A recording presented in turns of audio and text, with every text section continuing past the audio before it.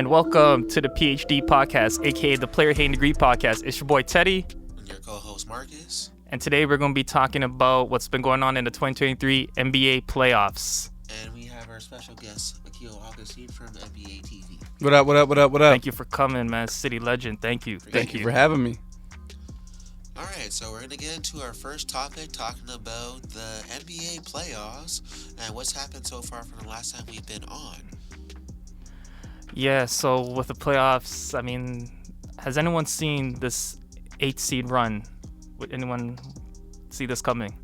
No, I definitely didn't. I had the Raptors taking out, the Heat and the rest of the competitors in the play-in tournament and sitting in the 8th seed. So Wow. It's disappointing to see the person sitting in the 8th seed end up being in the NBA, a chance to at least play in the NBA Finals and it not being the Raptors. I mean, I definitely didn't have the Raptors going in, but, I mean, I did not give Miami, I think, even a game. Well, that's what happens when your best player goes out in the first round. Like, with Giannis, he missed, 80% of that series? Only played 2 games? Yeah, I think that was the big game changer, but you got to give a lot of credit to Jimmy Butler and his presence. He's got an energy and an ability to lead men that you don't see a lot in this league. I think what he's done, he's getting his flowers now, and he deservedly, has earned every begonia, petunia, whatever. Yeah, of course. But tulips, all that, man, chrysanthemums. Jimmy's earned it. It's special. It's hard to quantify the impact that he has in that locker room. I know that he's probably not the most skilled player on the court every night, but his presence means so much to the guys in his locker room and on the court, and it makes a world of difference. Yeah, I mean, you can't teach hard is what they always say. You can't teach hard and hard work. You can't teach those things. You could have all talent in the world, but if you got no heart, you got no work ethic, it's going to take you nowhere. Looks like he's giving heart transplants, though. No, on the team. 100%. He's reviving guys' spirits on that team. Like Duncan Robinson. Vincent showing out. Duncan Robinson, who was an afterthought, now actually playing up to the contract that he earned. So it's wild to watch this Miami Heat team in the position they're in. And even just with where that Miami teams come from all these undrafted players, late first round draft picks, Jimmy wasn't even a lottery pick himself. Yeah, I wasn't a real big fan of how they constructed this team. I think they made some critical errors with the contracts. You talk about the Kyle Lowry contract before, this playoffs, the Duncan Robinson contract, both look like mismanaged opportunities for the front office. So props to Dr. Riley for doing his thing. I mean, harkening back to that James Johnson contract and was that Tyler Johnson contract? Oh yeah, I was not a fan 4 of years. $60 million. Yeah, they gave out some wild contracts over the last stretch, but the key contract they gave out was obviously getting Jimmy Butler to jump ship. And no one even seen that one coming. Yeah, I'm really disappointed in Philly. Tobias Harris over me is the quote, I believe. Yeah, and I think their front office needs to take some blame for allowing Jimmy Butler, a generation of talent in his own right, not just skill set wise, but in terms of spirit and energy, to walk out that door. Because I think after looking at what happened to them against Toronto, even though Jimmy was there, what happened with them against Boston, they need this guy. That guy is the guy who makes a difference on teams. Yes. And he doesn't have enough talent. I think if he stayed in Philly, he'd have the talent to go even further than he can. And I personally think Philly might have actually had a finals appearance with that whole process stuff involved with the rest of it, because it's Philly is just disappointed year after year again. Even what happened with Coach Doc Rivers losing again in a Game 7. I think he has the most losses in Game 7 history. But he's probably been in the most Game 7s in history. Well, he lost them all. He didn't lose them. He didn't lose them all. He lost the majority of them. I'll give you that. He's lost a bunch. I mean, he's lost the most as a coach. Damn. I'm gonna just say, I mean, if your team in Game 7 can only score 5 points in 8-minute span, something like that, I mean, you're probably gonna get fired. Yeah, a lot of coaches are getting fired too. Yeah. Right? There's a small margin of error for coaches right now. Oh, yeah. It's been so bad with just how NBA coaches have been getting fired. Even if you've won Coach of the Year, or championship, last 4 coaches of the year have all been fired. I think you create an expectation, a standard, and if you don't live up to that standard, your organization kind of figures, well, you know what? Bye-bye. time to go. And it sucks, right? Since the Raptors championship run, every coach that has won has been terminated. Frank Vogel, Bill Noser. Yeah. It's only Steve Kerr that's remaining. Yeah. And you can't fire Steve Kerr. No, probably the new Popovich. Yeah, Because I definitely. think Steve Kerr is third on the list for coaches who haven't been fired. Because it's Popovich. Tenure? Yeah. Hey, if you went, Popovich, Spoelstra, then Kerr. Yeah. what is it, 4 championships in 8 years? I think your job is safe and secure. Yeah. He earned it. Because, coaches, their jobs don't last very long with certain sports, especially basketball. Yeah, I just want to get into, like, speaking of you guys saying coaches get fired, I want to get into Phoenix Suns with the whole Monty Williams thing. I mean, with DeAndre Ayton quitting on the team, that was very, very sad. I mean, I think he quit on the team, DeAndre Ayton. He showed no heart, no effort in that Denver series. I'm gonna just say it right now, because I picked the Phoenix Suns to win. And I'm not gonna speak ill of DeAndre because he's a friend, a family friend. But definitely, there was a lot to be desired from the performance that Suns team put out on the floor. I'll say this though. The expectation of a championship in the window that they had is a hard expectation to put on a group when you kind of mortgaged your future getting Kevin Durant because you took away a lot of the assets that you would have used. They took away their wing depth, I believe. With, Bridges, took away their wing depth. Yeah. And I think it took away their identity too, right? Whereas they had built up a chemistry and a style of play over a season and found their way into the position that they were in. And then to add Kevin Durant and to change the dynamic, I think really negatively affected a guy like DeAndre Ayton, who was higher up on the pecking order before Kevin Durant came, right? And was kind of relied upon to take certain types of shots. And for a young player who's dealing with, a lot of scrutiny, I think that could really impact you as you go into a situation where all eyes are on you. It's the playoffs. Yeah. And, things went south for them. But don't you think, sorry to cut you off. Yeah, go ahead. Don't you think that as a Phoenix Suns organization, when you have the chance to get a player of the caliber of Kevin Durant, you got to go for it? Absolutely. They weren't wrong in going for it. I just think Monty Williams is going to look bad because he got fired, and I think it's unfair. It was unfair for the Suns to have the expectation of a championship in a shortened season with Kevin Durant. Realistic but unfair. But I also think it's unfair to say that Monty Williams was at fault for DeAndre Ayton's performance. No, definitely. I think that the fault relies on all the individuals in this case, and I would have loved to have seen that group get a chance to play with a full training camp so that they can identify themselves and build an identity. But I think a lot of it has to go with the ownership, Matt Ishbia coming in and him wanting to have his guys in place, him wanting to put his stamp on the organization. And the first move was Kevin Durant, and obviously the next move is going to be a coach. I think some of that was Monty was not. Yeah, Monty was not his guy. Maybe James Johnson might even be out, I believe he's the GM. Yeah, well, apparently James Johnson's role has been minimized because I think Matt Ishbia, a former basketball player at Michigan State, collegiate level. Hey, shout out Michigan. It's the other one. It was the other Michigan one. State. It's the other one, man. Come on.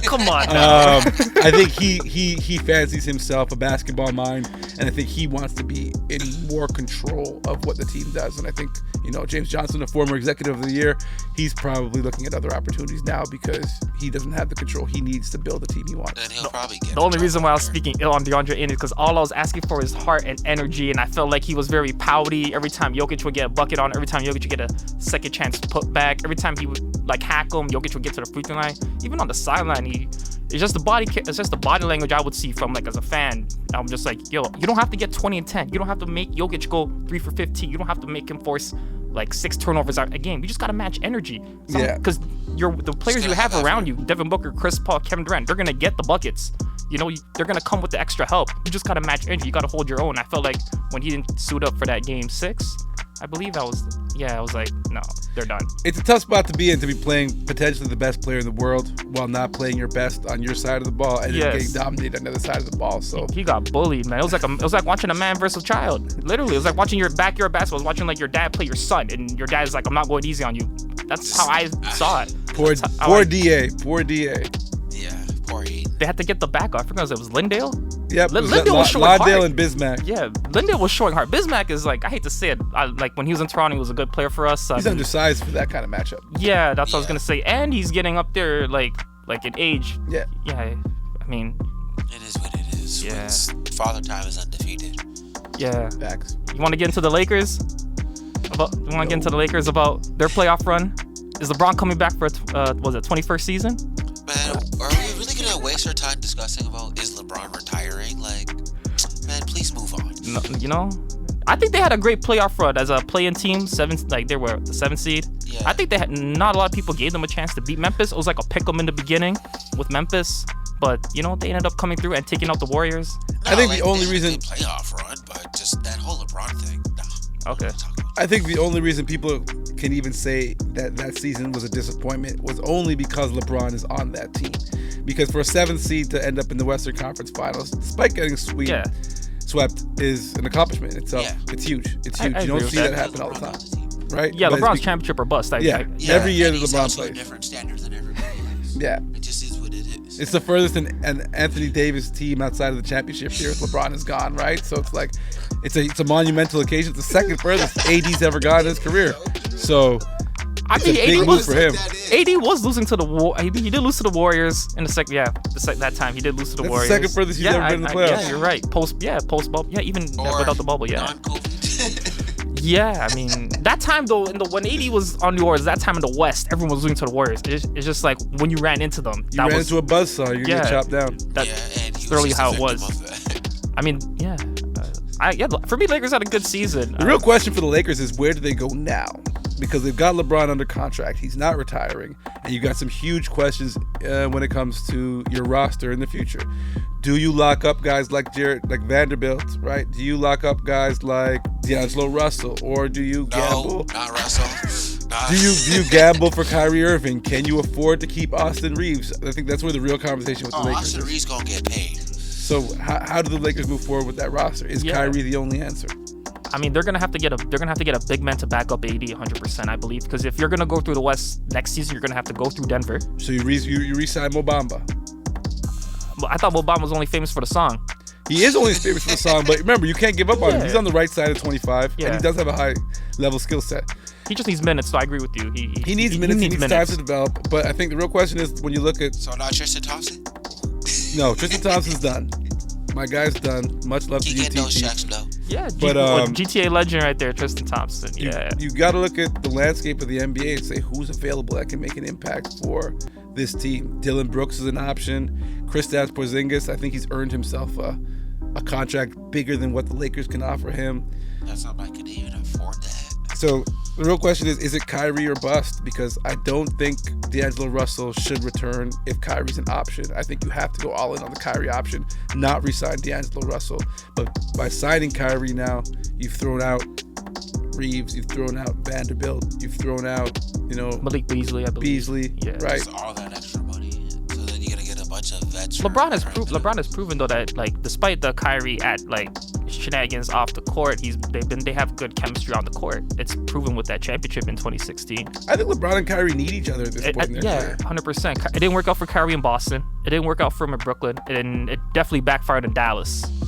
Yo, that whole trade in Dallas, I'm like, yo, I was mind boggled. I'm like, dog, they were like what, a 4 seed and fell in the playoffs. Yeah, it happens. Like, when they I've never seen anything but when they like made that trade for Kyrie, they gave up Finley Smith, they gave up Dinwiddie, they gave up their perimeter defense, even their wing defense, which in the And West the you defense was definitely terrible need. to start with. Yes, it was pretty bad in the beginning, and then they gave that up for Kyrie, and you can't have Luka and Kyrie as your backcourt play defense. You're gonna give up 100, 120, maybe even 125 a game minimum.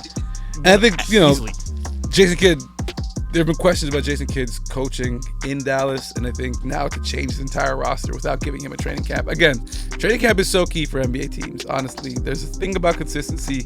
It's so valuable to understand your defensive rotations, how to exploit mismatches, what your identity is down the stretch. We saw that Dallas team struggle to figure out who was going to take the shot down the stretch in the fourth quarter in close games. Yeah, they lost so many close games. There was a Minnesota game where they made a comeback, but they were down to like one last play. They didn't know who to give the ball to between Luka and Kyrie, and they ended up not even getting a shot off. I remember That's a good example. Yeah, you're absolutely That's right. why you gotta practice your bounce plays, man. All right, we did say Dylan Brooks earlier. Like, you know, he has a contract coming up, but his teammate or former teammate John Morant. Yep. So how many games is Ja looking at? Well, people are trying to talk about full season and bringing down the hammer. I think that's an unrealistic expectation. The NBA knows how valuable the players are. The players make the league. The organizations do not. So the players are going to get the benefit of the doubt. I would go with 25.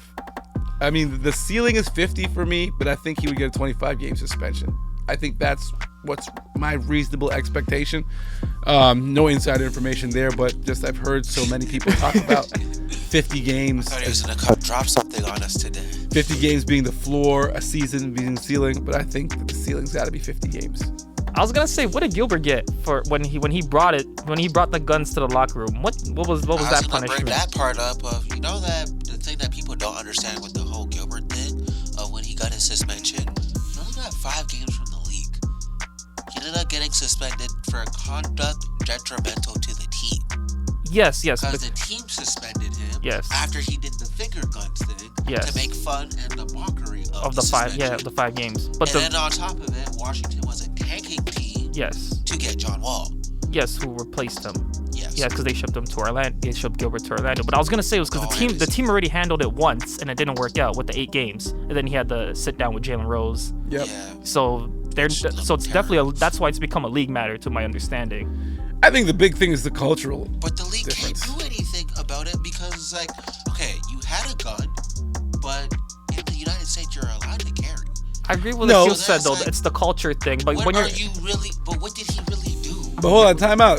The league Yeah. can do something. Because guess what? Can you go jet skiing or water skiing in the United States? Yes. Can you ride a motorcycle in the United States? Yes. Can you do that if you're an NBA player?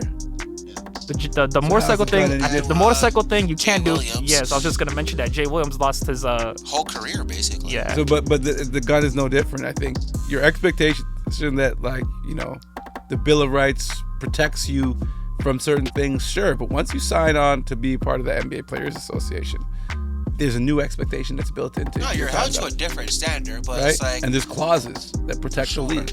And one of those clauses is anything that, you know, is detrimental to the league's image. And this activity, especially that now that It's the second time. yeah, they protected him once in the past.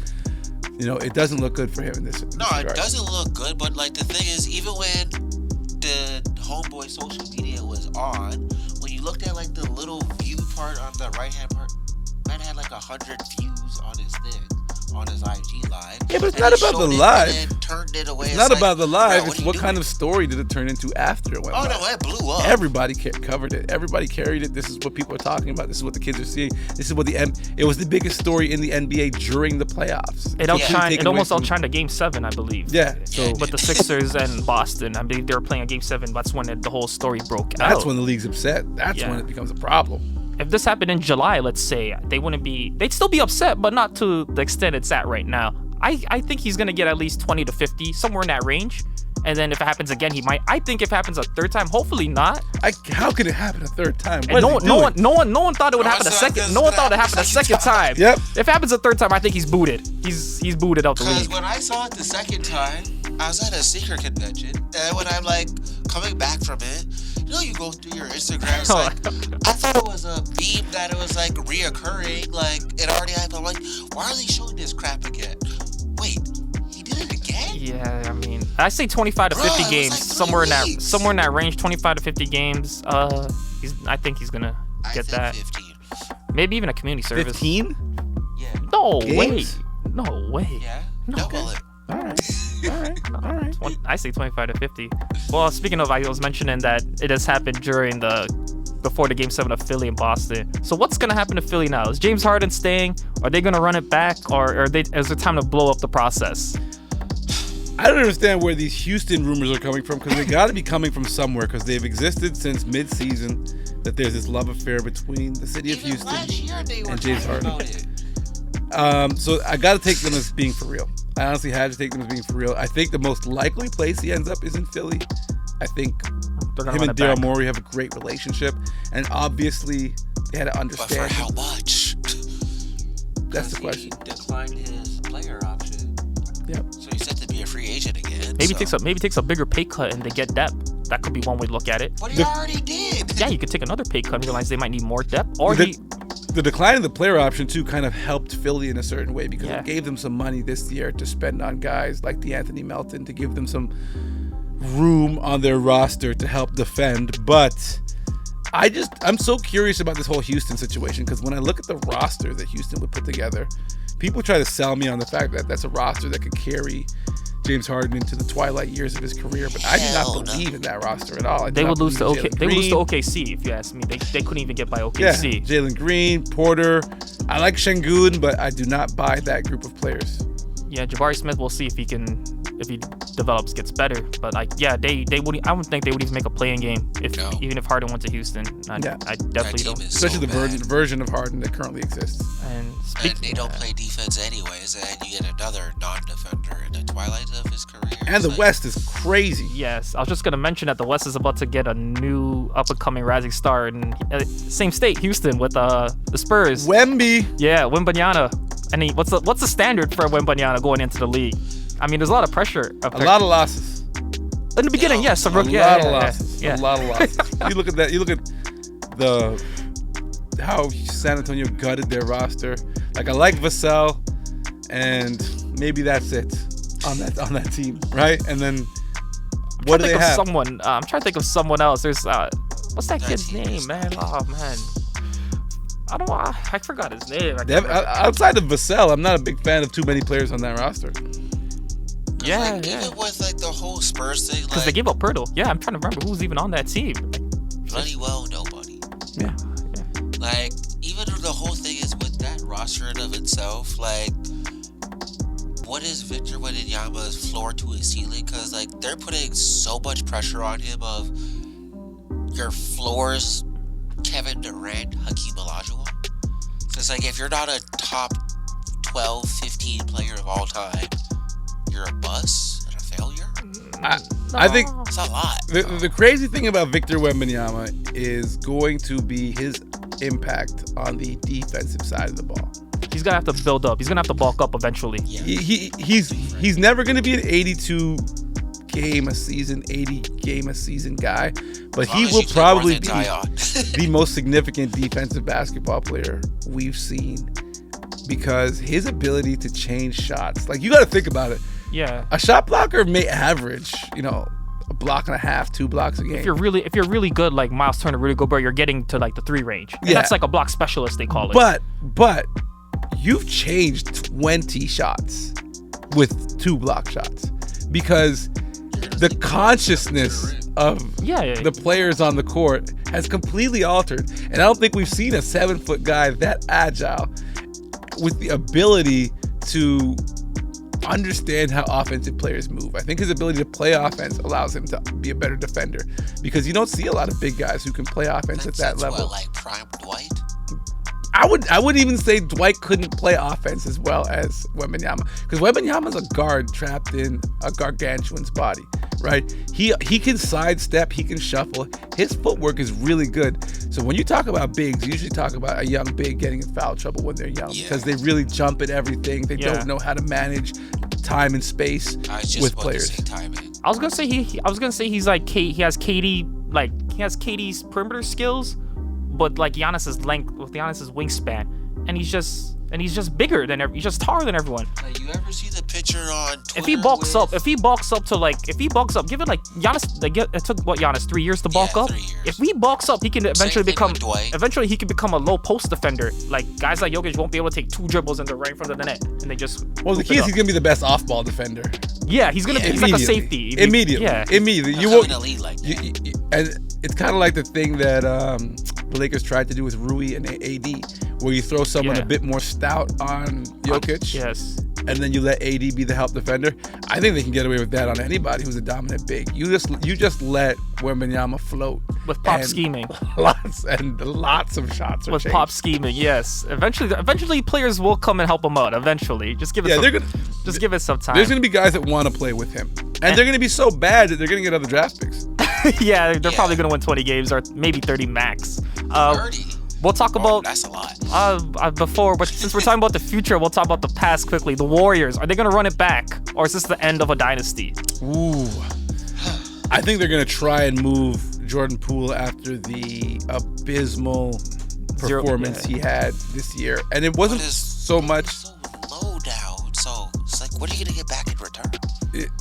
But the thing is, too, that they discovered a lot of what makes the Warriors successful was the chemistry and the cohesion behind the scenes and the leadership that Draymond brought. And the fact that Jordan Poole kind of rocked that boat, was unable to get on board with the leadership of Draymond, despite being knocked incident. out by him. The incident, Yeah. right? I think even though Draymond was at fault, I think Clay and Steph have a kind of rhythm and rapport with Draymond and the way he runs that ship, and he kind of takes the responsibility off of them to be more vocal leaders, which is not really their thing. Yeah, it takes a toll off, takes the pressure off on those guys. The stress level is what I would say. Yeah, you're right on that. Yeah, and there's no one else, like, unless you bring over Jimmy Butler or Kyle Lowry, who's gonna fill that void in the locker room that Draymond provides. And I think what they're gonna do is they're gonna try and find a way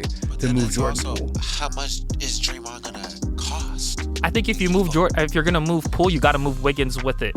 Yeah, you gotta put that in a package deal. Well, I don't know if it's Wiggins necessarily, because what you're trying to do. Casualty, though. But here's the thing: They're trying to create cap space, is what if I'm not mistaken. if you trade with a young team, listen, I'll say this right now: I love Jonathan Kuminga. Okay. And I think that a Poole-Kuminga pairing, maybe with someone else, I wouldn't want to put in Wiggins, but if you have to, you have to. But Yes. a You gotta put in Wiggins, though, Poole-Kuminga just pairing to make money Okay. work. could bring you something back. Because really what you want to do here is you just want to offload the contract. Yeah, you got to The dump goal it. is to offload the contract. What you get back may or may not impact winning or losing. It may be someone you move eventually, kind of like how they did with D'Angelo Russell. I was just gonna mention that with the whole when they had to move D'Lo and Mozgov. Yeah. And they got Brook Lopez in the pick, and the pick turned out to be Kyle Kuzma. Yeah. Yeah, So you're gonna have to do you're gonna have to do one of I was those. really thinking that right on the spot. Wow. But Yeah. the key is just to get rid of Jordan Poole. Like, that's the key. Like, you're not really worried about what you get back too much, as much as you allow this locker room to get back into a stable position. Yeah, you just want to take another contract and then a pick. Yeah. And you hope the pick works out. Yeah. Yeah, I could see that. I think Draymond should take a pay cut. That's just my opinion. I mean, players got to get their money. I understand that. I'm supportive of that. But that's just my opinion. I think it'll be interesting to see what he gets offered in free agency. I don't think he might not even have to take a pay cut. I don't know that the market demands as much for Draymond as there is in Golden State. I think he's more valuable in Golden State than he is anywhere else. Because if he plays on the Pistons, no disrespect to the Pistons organization, but They don't get any better. yeah, he's still gonna average a triple single, but they're gonna be losing. Yeah. But Draymond's not a stat pattern. I always joke that he's the offensive lineman playing basketball. But on the Warriors, you need someone to set screens for them to get their shots off. He's an elite screen setter. Yes, yeah. Ball mover, great passer. And again, he's like Jimmy Butler, man. His impact is felt in that locker room. He resonates as Just an like individual. another player who's retiring this season, Udonis Haslem. Keep getting them checks, Udonis. Udonis He's been has- stealing money, man. Shout out to the whole state of Florida for loving that guy, but I don't know what he's been doing. They should just give him like an assistant coaching gig from time. Maybe they got too many coaches. They don't know who to cut, so they just keep him there as the last reserve spot. Speaking of the Heat, we're supposed to be talking about the finals today, but things change in life. Thanks, Derek White. You gotta prepare for the worst, pray for the best. Game 7. What's going down tonight? Who do we got? Celtics. Celtics. Okay. Celtics, like, the Heat screwed up their chances. Like, we shouldn't even be doing this podcast about talking about Game 7. We should be doing this podcast for the NBA Finals preview, but, I still have nightmares from when the Yankees choked that lead with Boston. Red Sox, different sport. Shout out to Johnny Damon. He was there at Game 6. But Big Poppy routine. but here's the thing, though. Miami doesn't respond well when they're the favorite. They're an underdog team, and they have not been the underdog since going up 3-0. Something's got to give tonight because Boston's never lost a closeout game in these playoffs. That's true. They With have their backs not. against the wall. Yeah, they took 2 against Philly, 3 against Miami so far. Will it be 4? I'm gonna be the lone wolf here and say the Heat will deny history Well, they're in the most comfortable position they've been since they've been since they up got into the 2-0. playoffs. Yeah, Since they've been up 2-0 in the series. Because, like, people thought, oh, you're up 2-0. and you're going home. You take one at least. There's still a chance that Boston can come back. The series isn't done. Yes. But once they went up 3-0, I was like, oh, you got the series now. It's it. It's over. The series is over. And they were no longer the underdog. Yes. And then all of a sudden, Boston rattles off 3 wins. So now, tables turned, and it looks like the momentum's gone in the complete other direction. And now Miami is back to being the underdog. And this is the position they're comfortable in. This is the position they've excelled in. So is this where they need to be in order for them to move forward? I just know that it's going to be really bad for the NBA if we have a Denver-Miami finals, because I disagree with that. What? I disagree with that 100%. You think it's going to be a close final? I think no matter where you are in life, people will still tune into the NBA finals. You could have OKC play Indiana, and people will still tune in. That's not Hell true. No. I sincerely believe were you there that. when San Antonio was in the NBA finals every year, and the league's rate and the NBA? I know the record did drop when it was Spurs and New Jersey after the Lakers 3-peat run. I know it dropped dramatically. I do know that. It happened because that's what happens when you don't have either a big market or a superstar playing in your finals. Miami's a big market. Miami's not a big market. Miami's a small city. Not like New York, Chicago, or like those even are the LA. big markets. Those are the big markets. Yes, but they're that's all out. what you want. They're all out.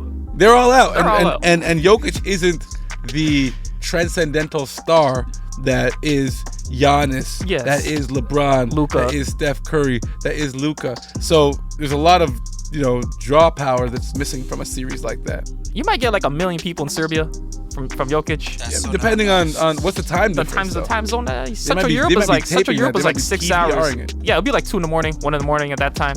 So Central Europe. So yeah, I'm secretly praying for Boston.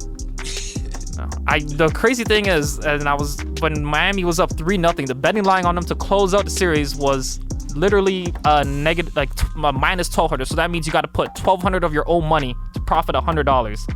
And Boston was 8-1, and they were somewhat foolish enough to actually take Miami when they were negative 12-1, put 1,200 of their own money. And I feel bad for that person. That's a donation. I feel bad for that person because they have to sweat this out.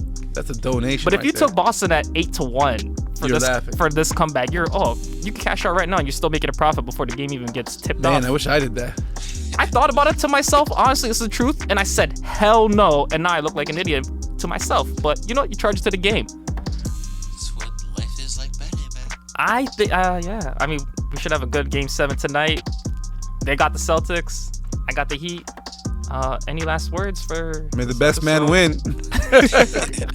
May the best team in the East get out. Pray for the NBA, man. Let's go Celtics. We need this. Let's get this money. Get those ratings up. All right, and that concludes our podcast for this episode. Stay tuned to the actual finals episode that we'll be dropping as well. Thank you for tuning in. You can watch us on Spotify, Apple Podcasts, and YouTube. And thanks again, Akil, for coming on the show. Really appreciate it, man. Thank you for having me, gentlemen. Thank you. All right.